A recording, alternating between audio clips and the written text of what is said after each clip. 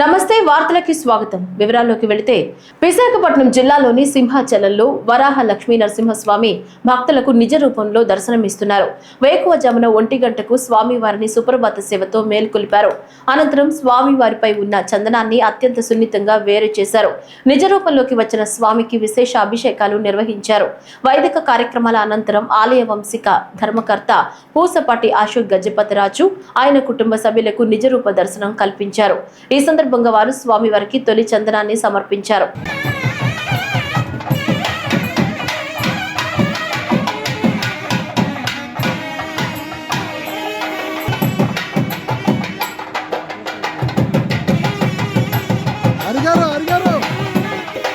సింహాచలంలోని అప్పన్న ఆలయం వద్ద ఘోర ప్రమాదం జరిగింది.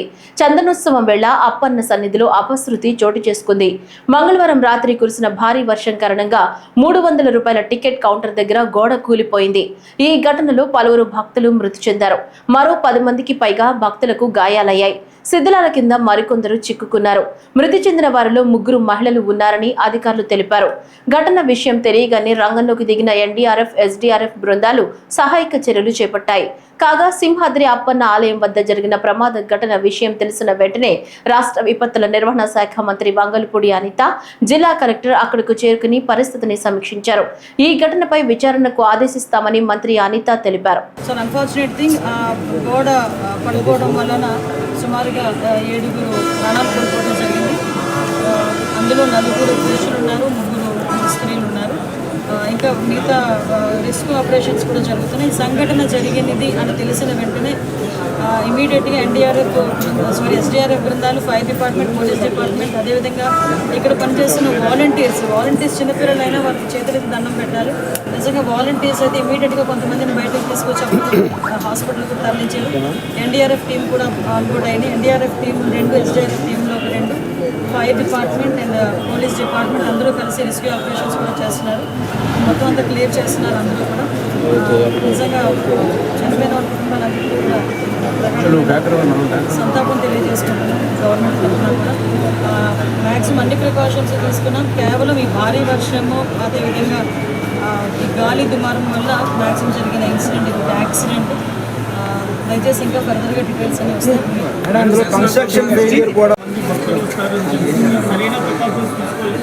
మెయిన్ ప్రికాషన్స్ విషయంలో ఒక 2 days బ్యాక్, 3 days బ్యాక్ అంటే ఈ క్యూ లైన్లో మొత్తం ఆ క్యూ లైన్ అన్నీ మేము చెక్ చేసుకోవడం జరిగింది. ఇది అన్ఫార్చునేట్. అక్కడ గోడ ఉంది. ఆ గోడ పిల్లర్తో కట్టాడా, సిమెంట్తో కట్టాడా, బ్రిక్తో కట్టాడా అన్నది ఎవరో కూడా మేము చూసుకోవడానికి. కానీ విషయం ఏంటవుతుందంటే అక్కడ విపరీతంగా వర్షం పడింది. మీకు తెలుసు, మీరు ఆ టైంలో ఉన్నారు. నేను కూడా వర్షంలో తడుచుకుని దర్శనం చేసుకుని వచ్చాను. నేనే కాదు, పట్టు వస్త్రాలు సమర్పించడానికి వచ్చిన రెవెన్యూ మినిస్టర్ గారు కూడా వర్షంలో తడుచుకుని వెళ్ళారు. భారీ వర్షం తడుచుకుని వెళ్ళాను. ఈ వర్షం నేను దర్శనం చేసుకుని బయటకు వచ్చాను. ఇలా ఇన్ఫర్మేషన్ వచ్చింది గోడ కూలిందని. 1 or 2 ఇంజురీస్ అన్నారు. అయినప్పటికీ కూడా నేను వచ్చి చూస్తానని చెప్పి నేను పుట్అవుట్ని వచ్చాను. అప్పటి నుంచి ఇప్పటి వరకు నేను ఎక్కడే ఉండడం జరిగింది. అంటే ఎక్కడ కూడా రెస్క్యూ ఆపరేషన్స్లో కానీ నిర్లక్ష్యం ఎక్కడ కూడా చేయలేదు. ఇమీడియట్గా క్షతగాతలు ఎవరైతే ఉన్నారో వాళ్ళందరినీ కూడా హాస్పిటల్ జరిగింది. మిగతా రెస్క్యూ ఆపరేషన్స్ కూడా జరుగుతున్నాయి. ప్లీజ్ మిగతా అన్ని కార్యక్రమాలు చేసుకోవాలి. యాంగిల్స్ కూడా మేము దర్యాప్తు చెప్తామండి. ఇది ఏ టైంలో కన్స్ట్రక్ట్ జరిగింది, ఏ స్కీమ్లో వర్క్ జరిగింది, ఎవరు కాంట్రాక్టరు, ఎవరు ఇంజనీరు, ఎవరు క్వాలిటీ కంట్రోల్ ఎవరు చేశారు, ఎవ్రీథింగ్ మేము ఇందులో ఎంక్వైరీ చేసుకుంటాం. ఎందుకంటే ఇక్కడ ప్రాణాలు కోల్పోయారు. ఈజీగా వదిలేయాల్సిన అవసరం ఏం లేదు. ఇందులో గవర్నమెంట్ కూడా చాలా సీరియస్గా ఉంది. విశాఖ సింహాచలం దేవస్థానం వద్ద జరిగిన విషాద ఘటనపై ముఖ్యమంత్రి నారా చంద్రబాబు నాయుడు, పలువురు రాష్ట్ర మంత్రులు, ఉన్నతాధికారులతో ఈ ఉదయం టెలికాన్ఫరెన్స్ నిర్వహించారు. మృతుల కుటుంబాలకు 25 లక్షల రూపాయల ఆర్థిక సాయాన్ని ప్రకటించారు. గాయపడిన వారికి 3 లక్షల రూపాయల చొప్పున పరిహారం అందజేయాలని ఆదేశించారు. బాధిత కుటుంబ సభ్యులకు దేవాదాయ శాఖ పరిధిలోని ఆలయాల్లో అవుట్సోర్సింగ్ విధానంలో ఉద్యోగ అవకాశం కల్పించాలన్నారు. ఈ టెలికాన్ఫరెన్స్ లో మంత్రులు అనిత, డోల బాల వీరాంజనేయ స్వామి, ఆనం రామనారాయణ రెడ్డి, అనగాని సత్యప్రసాద్, ఎంపీ భరత్, సింహాచల దేవస్థాన అనువంశిక ధర్మకర్త అశోక్ గజపతిరాజు తదితరులు పాల్గొన్నారు. ఘటనపై 3 సభ్యుల కమిటీతో విచారణకు ఆయన ఆదేశించారు.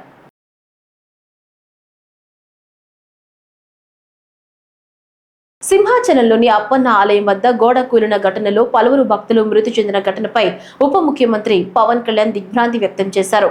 ఈ ఘటన దురదృష్టకరమని ఆయన పేర్కొన్నారు. మృతుల కుటుంబాలకు ప్రగాఢ సానుభూతిని వ్యక్తం చేశారు. బాధిత కుటుంబాలకు ప్రభుత్వం అండగా ఉంటుందన్నారు.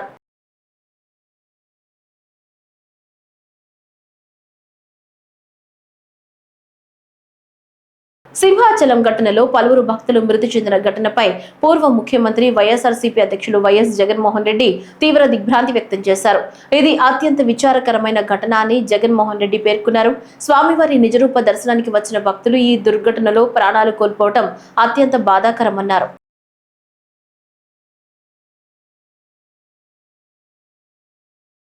మాజీ మంత్రి టీడీపీ సీనియర్ నేత దేవినేని ఉమామహేశ్వరరావు కుమారుడి వివాహ వేడుకకు విద్యా ఐటీ శాఖల మంత్రి నారా లోకేష్ హాజరయ్యారు.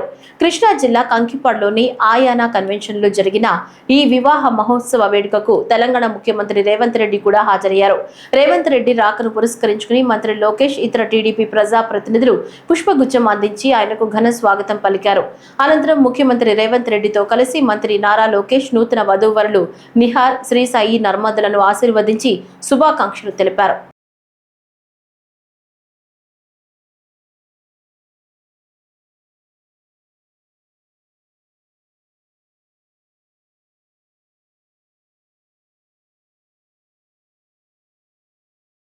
రాష్ట్రంలోని ప్రభుత్వ ఆసుపత్రుల్లో సౌకర్యాలను మెరుగుపరచాలని కేంద్ర మాజీ మంత్రి, కాంగ్రెస్ పార్టీ సీనియర్ నేత చింతామోహన్ డిమాండ్ చేశారు. తిరుపతిలోని రుయా ఆసుపత్రి, శ్రీ వెంకటేశ్వర విశ్వవిద్యాలయం ముందు నిరసన వ్యక్తం చేశారు. ఈ సందర్భంగా ఆయన మీడియాతో మాట్లాడుతూ రాష్ట్రంలోని విశ్వవిద్యాలయాల్లో విద్యార్థులకు స్కాలర్షిప్లను వెంటనే మంజూరు చేయాలన్నారు.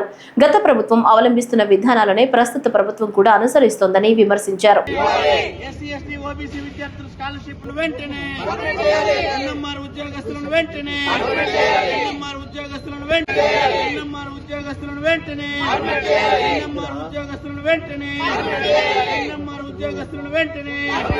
అన్యాయానికి గురైనటువంటి ఆంధ్రప్రదేశ్ భవన్ దగ్గరకు వచ్చి నిలబడ్డాం.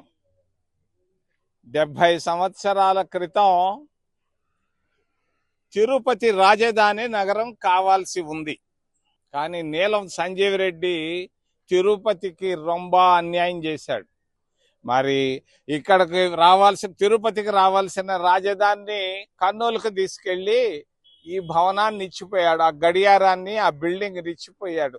పాపం ఎక్కడున్నాడో సంజీవ్ రెడ్డి మోసగాడని నేను అంటా. ఏనా ఎవరికైనా కోపం ఉంటే నా పైన విమర్శలు చేసుకోవచ్చు. దానికి పేరు కూడా పెట్టుకున్నాడు, నీలం సంజీవ్ రెడ్డి భవన్ అని. ఇది నీలం సంజీవ్ రెడ్డి భవన్ కాదు, అన్యాయానికి భవన్. ఆంధ్రప్రదేశ్ కి జరిగినటువంటి అన్యాయానికి భవన్ అని నేను తెలియజేస్తాను. అమరావతి రాజధాని పునర్నిర్మాణానికి ప్రధానమంత్రి నరేంద్ర మోదీ మే 2న రాష్ట్రానికి రానున్న నేపథ్యంలో పకడ్బందీ ఏర్పాట్లు చేయాలని రాష్ట్ర వైద్య ఆరోగ్య శాఖ మంత్రి సతీకుమార్ యాదవ్ అధికారులను ఆదేశించారు. ఏర్పాట్లపై విజయవాడలో మంత్రి, జిల్లా అధికారులు, ప్రజా ప్రతినిధులతో సమావేశం నిర్వహించారు. ఈ సందర్భంగా మంత్రి సతీకుమార్ యాదవ్ మాట్లాడుతూ ప్రధాని పర్యటనను అందరి భాగస్వామ్యంతో విజయవంతం చేయాలన్నారు. ఆ రోజు కూడా అదే రోజు రాత్రి తిరుపతిలో స్టాంపేడ్ జరగడం వల్ల కొంతమంది చనిపోవడం వల్ల దీనిపై నుంచి ప్రజల దృష్టి వాటి మీదకి మారింది. అంటే 2,10,10,000 కోట్ల అభివృద్ధి కార్యక్రమాలు గుంపులు జరుగుతున్నప్పుడు దానికి ఎంత విజిబిలిటీ రావాల్సిందే ఆ స్థాయిలో రాలేదు. అది 3వసారి ఇప్పుడు వస్తున్నారు. చాలా ముఖ్యమైన పని మీద వస్తున్నారు. ఎందుకంటే ఈ అమరావతి రాజధానిలో మళ్ళీ అభివృద్ధి కార్యక్రమాల పునఃప్రారంభానికి వారు వస్తున్నారు కాబట్టి ముఖ్యమంత్రి గారు చాలా ప్రతిష్టాత్మకంగా తీసుకున్నారు. అందుకనే వారు దీనికి కేబినెట్ సబ్ కమిటీ వేయడం, తర్వాత ఇంత పెద్ద స్థాయి అధికారులందరినీ దీంట్లో ఇన్వాల్వ్ చేసే పని చేస్తున్నారు. అంటే ఎంత ప్రతిష్టాత్మకంగా తీసుకుంటున్నారో అర్థం చేసుకోండి. పైగా రాబోయే రోజుల్లో గ్రీన్ ఫీల్డ్ రాజధాని అనేది ప్రపంచంలో ఎక్కడ కూడా లేని విధంగా అమరావతిని నిర్మించాలనేది వారి లక్ష్యంగా పెట్టుకున్నారు.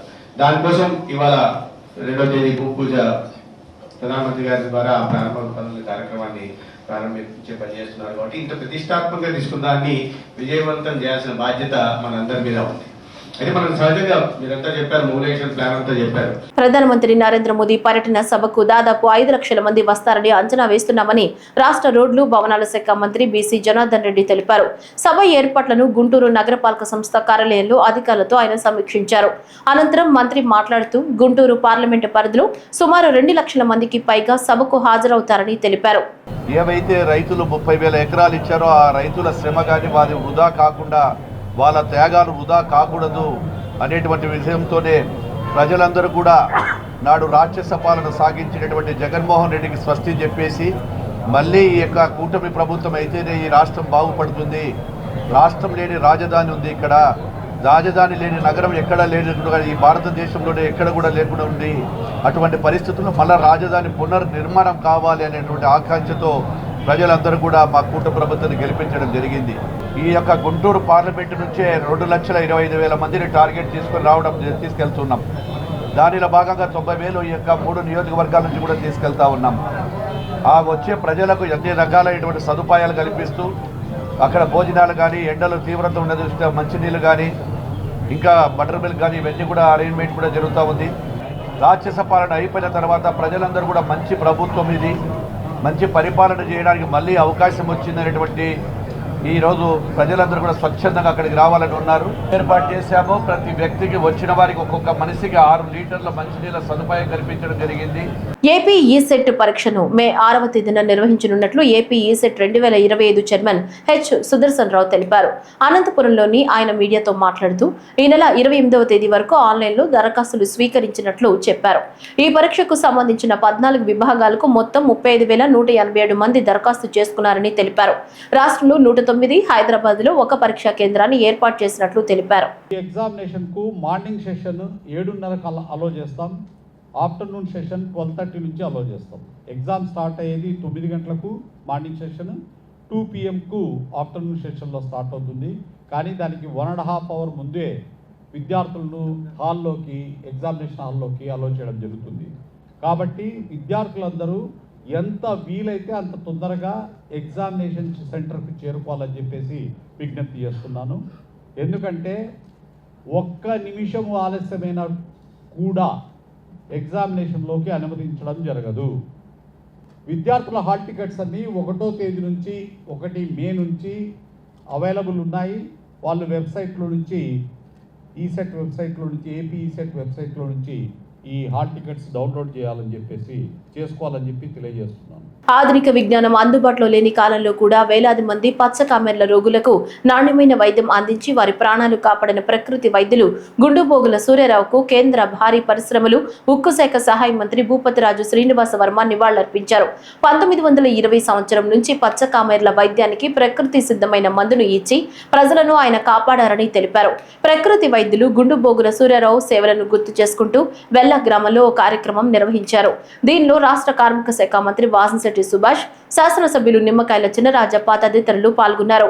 ఈ సందర్భంగా కేంద్ర మంత్రి భూపతిరాజు శ్రీనివాస వర్మ మాట్లాడుతూ పచ్చకామెర్లు వస్తే మరణం తప్ప వేరే మార్గం లేదనే రోజుల్లో పసరు మందుని కనిపెట్టి లక్షలాది మందికి ప్రాణదానం చేసిన మహానుభావుడు గుండుబోగుల సూర్యారావు అని పేర్కొన్నారు.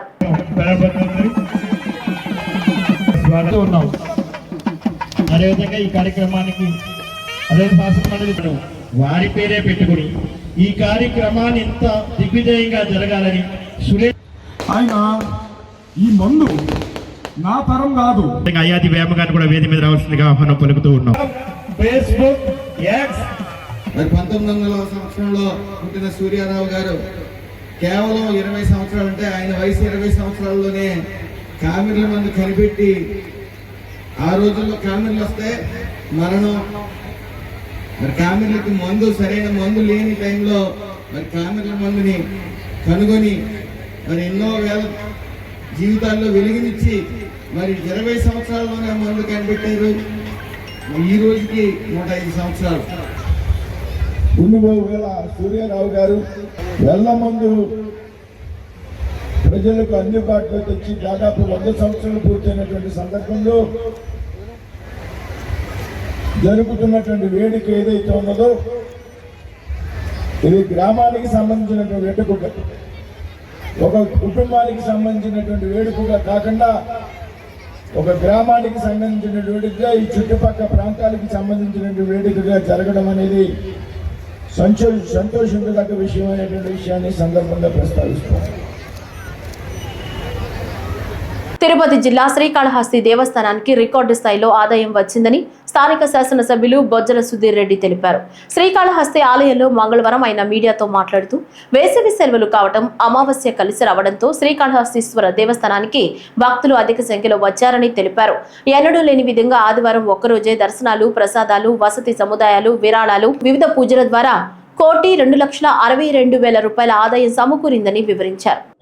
మార్నింగ్ నుంచి ఈవినింగ్ వరకు అమావాస్య, నిన్న ఒక్క రోజులోనే 1,02,00,000 రూపాయలు, చరిత్రలో ఎప్పుడు లేని విధంగా, కానీ వీరి విధంగా ఒక్క రోజులో 1,02,00,000 రూపాయలు ఆదాయం శ్రీకాళహస్తి టెంపుల్కి రావడం జరిగింది. నిజంగానే కూడా మీరందరూ ఆలోచించాలి, ఎప్పుడు రాదు ఇప్పుడు ఎందుకు వస్తా ఉంది. ప్లాస్టిక్ మనీ అని టెస్ట్ తీసుకొస్తా, తిరుమలలో ఏ రకంగా ఉందో తీసుకొస్తా, తప్పకుండా దాన్ని ఇంప్లిమెంట్ చేస్తా అని చెప్పడం జరిగింది. దాన్ని ఇంప్లిమెంట్ చేస్తాం తప్పకుండా. బసవ జయంతిని కర్నూలులో ఘనంగా నిర్వహించారు. నగరంలోని బంగారుపేట వద్ద ఉన్న బసవ కూడలిలో ప్రత్యేక పూజలు చేసి మహాత్మా బసవేశ్వరుల గొప్పతనాన్ని పలువురు కొనియాడారు. కూటమి ప్రభుత్వం అధికారంలోకి వచ్చిన తరువాత బసవ జయంతిని అధికారికంగా నిర్వహిస్తున్నందున రాష్ట్ర ప్రభుత్వానికి ధన్యవాదాలు తెలిపారు.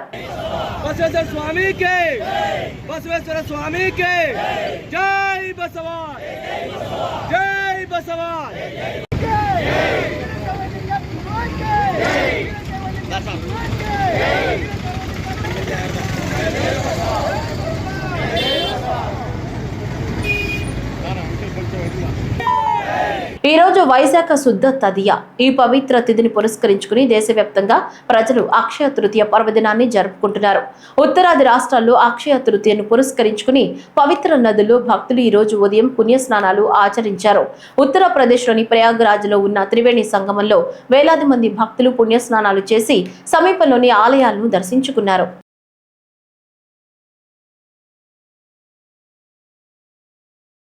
ఈ వార్తలు ఇంతటితో సమాప్తం. నమస్కారం.